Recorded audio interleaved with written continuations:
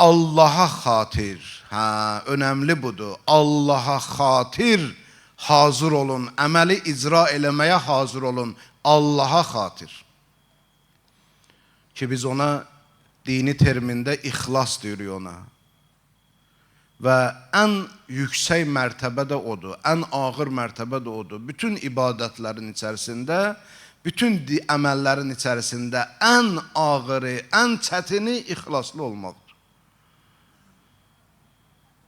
O bəziləri güman edir, məsələn, gəlir o arif ustadların yanına, deyir ki, eşitmişik, məsələn, filan kəs ürəyindən keçəni bilir, mən filan kəs arifdir, nə bilim, xəbər verir bəzi məsələləri, filan kəs arifdir, duası müstəcab olur, filan kəs arifdir. Ariflər deyərlər ki, bunların heç biri ilə o məqam bilinməz, məqam hiss olunmaz, məqam dərk olunmaz. Arifin məqamı, insanın məqamı ixlasından bilinər, ixlasdan. Ən çətini odur. Arifləri ağladan məsələdir ixlas. Çox çətindir. Elə güman eləyərsən ki, mən Allaha xatir əməl edirəm, Allaha xatir əmələ hazıram. Elə bilərsən ki, mən ixlaslıyam, amma Allah göstərməsin. Bir də görərsən, pərdələr götürüləndə baxıb görərsən ki, yox. Ona görə ən ağır məsələ budur dində, şəriətdə. Namazdan da, orucdan da, həcdən də, zəkatdan da və s. Məsələlərdən də ən ağırı Allaha xatir, sırf Allaha xatir əməlləməkdir, ixlaslı əməlləməkdir. Peyğəmbər sallallahu aleyhi və aleyh buyurdu ki, mən öz ümmətim üçün şirkdən qorxuram. Şirkdən, Allaha şərik qoşmaqdan. Dedilər, ya Rasulallah, sənin ümmətin la ilahə illallah deyəndən sonra, tohidə iman gətirəndən sonra, kəlmə-i şəhadət deyəndən sonra, əşhədü ən la ilahə illallah, müşrik bəyəm olacaqlar, sən qorxursan. Dedim, mənim ümmətim daşa sitayiş eləməyəcək. Mənim ümmətim bütə sitayiş eləməyəcək. Mənim ümmətim günəşə, aya, ulduza sitayiş eləməyəcək. Amma mənim ümmətim riyakarlıq eləyəcək. O şirk ona deyirəm mən. Ona görə burada məsələ biraz genişləndirmək lazımdır. Ona görə alimlərimiz ixlası 3 yerə bölürlər. Deyirlər ki, birinci var ki, ixlas zehində, inancda. Denən zehində ixlas, denən ağılda ixlas, denən əqidədə ixlas, inancda ixlas. Nə adın qoyursan qoy. Bu hansıdır? Bu odur ki, bilirsən ki, Allahdan başqa məbud yoxdur. Allahdan başqa Rəbbimiz yoxdur. Bu inancda olan ixlasdır ki, Allahı tək bilirsən, şəriki yoxdur. Amma bu tohid, inancda olan tohid, əmələ çevriləndə ixlas olur. İndi məşhur sosial şəbəkələrdə də yayılır. Məsələn, danışmadan Azərbaycanlı olduğu ispat elə, danışmadan müsəlman olduğu ispat elə. İndi bir nəfər gəlib sizə deyər ki, danışmadan, söz demədən tohid əhli olduğu göstər. Məsələn, sözdə əgər icazə verirsə, deyəcəm, la ilahə illallah, bundan bilinəcək, mən müvəhhidəm, Allahı tək bilirəm. Amma danışmadan, söz demədən, əməllə göstərginən ki, sən müvəhhidsən, sən Allahı tək bilirsən, ondan başqa Rəbb, ilah, məbud tanımırsan, əməllə göstər, o çevrilir olur ixlas.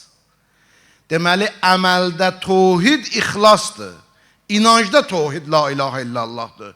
Sən başqa cür deyim sizə. İnsan ağlında, düşüncəsində, təfəkküründə, inancında tohid la ilahə illallah şüarıdır. Amma əməldə tohid isə şüarı ixlasdır. Oradan bilinir ki, sən müvəhhidsən. Əgər ixlasla əməl edəndə sən la ilahə illallahı əməlində canlandırmısan.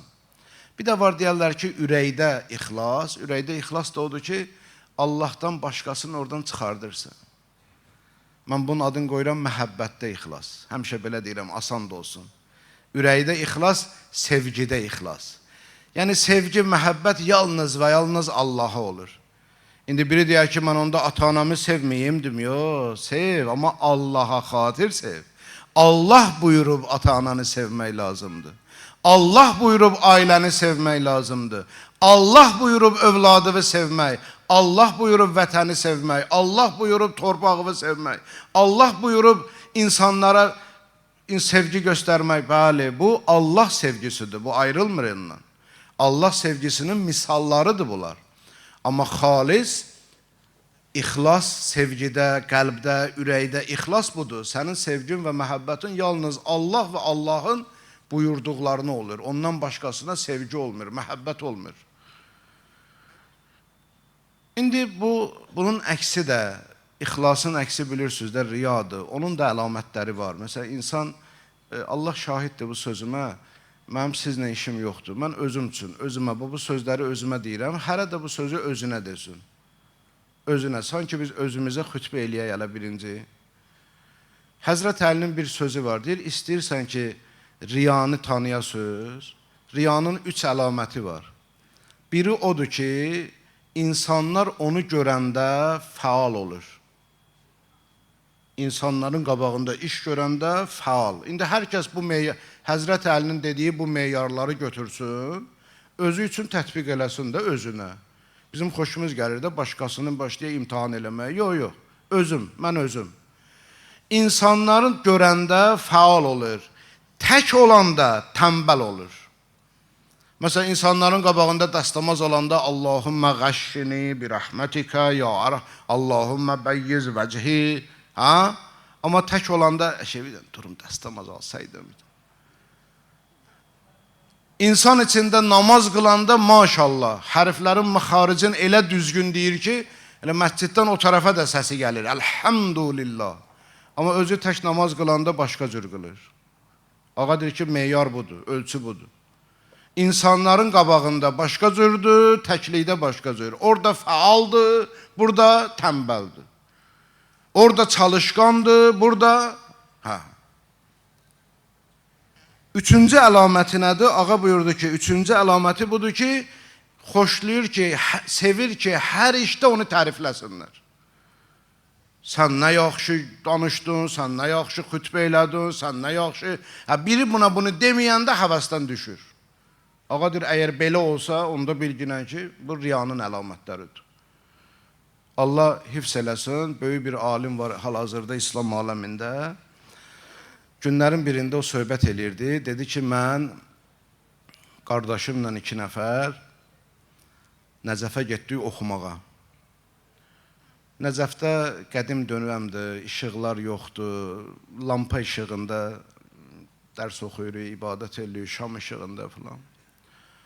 Dedi, indi dururam, 14-15 yaşım var, dururam gecə namazına. Namazı qılanda işıq lazım deyir axı. Şama da qənaət eləyirəm.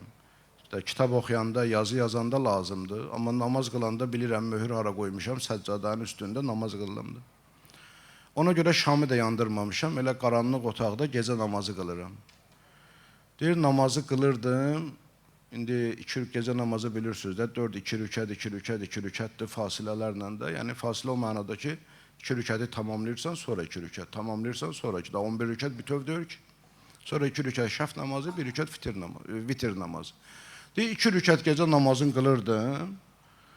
İndi arada o fasilədə, məsələn, yadıma düşür də Allahın əzəməti, qüdrəti, başlayıram ağlamayı, tutur məni, ağlayıram. Deyir, ağlaya-ağlaya ürəyimə gəlir ki, kaş indi, yox, üzr istəyirəm. Deyirdi ki, bu gecə namazı ki, qılləm 2 rükəti indi oturmuşam arasında, deyir, ürəyimə gəlirdi ki, kaş indi bir nəfər açaydı qapını, məni görəydi ki, bu qaranlıqda gecə namazı qılləm. Bu ürəyimə gəldiyinə görə peşman oluram, başlayıram ağlamağa. Ki, bu niyə gəldi axı ürəyimə? Niyə gəldi, bu əməlim batıl oldu? Mən başqası məni görsün, görməsin, nə dəxli var axı? Deyir, indi ağlaya-ağlaya təzədən ürəyimə gəlir ki, nə olaydı, indi bir nəfər qapını açaydı, elə səni ağlayan görəydi. Bunu niyə danışırdı? Deyirdi ki, şeytan əl çəkmir, ha? Şeytan bəzən insanı o pis əməllərə, günah əməllərə aparmaqla zəlalətə salır. Amma gördü ki, yox, sən artıq tövbə eləmirsən, qayıtmısan Allah yoluna, əl çəkmir. İndi namazla istəyir səni azdıra, orucla istəyir səni azdıra, duanla səni azdırmaq istəyir, zikirlə səni azdırmaq istəyir. Çox dua eləyirsən, təkəbbür gətirir sənə. Az dua eləyirsən, başqa cür sənə vəsvəsə eləyir. Hər halda vəsvəsəsi qurtarmır. Hədislərimizdə varid olub ki, inanırsınız, deyir, məsumlarımız buyurublar ki, son can verən zamana qədər vəsvəsəsini dayandırmır. Can verən zamana qədər.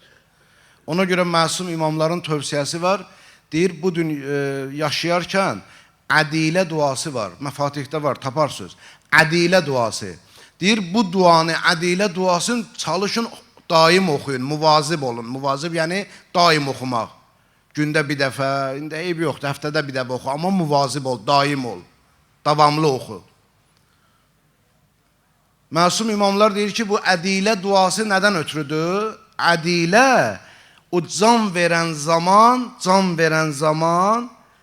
imandan küfrə udul eləməyəsən. Bax, ədilə udul sözündəndir. Udul, yəni keçmək. Can verən zaman imandan küfrə udul eləməyəsən. Ondan ötürüdür. Deməli, məsum imamlar bizə dua öyrədir ki, buna muvazib olun. Daim oxuyun. Nə üçün? Can verən zaman şeytan və iblisin vəsvəsəsindən xilas olasın. Ora qədər vəsvəsə eləyir. Ora qədər əl çəkmir insandan. Ona görə Həzrəti Əli əleyhissalamın buyurduğu o 3 meyar bizim hamımız üçün gərək ülgü ola, ölçü ola. Cəmaat içində fəaldır, təklikdə tənbəldir və istəyir hər əməlinə görə bunu tərif olunsun.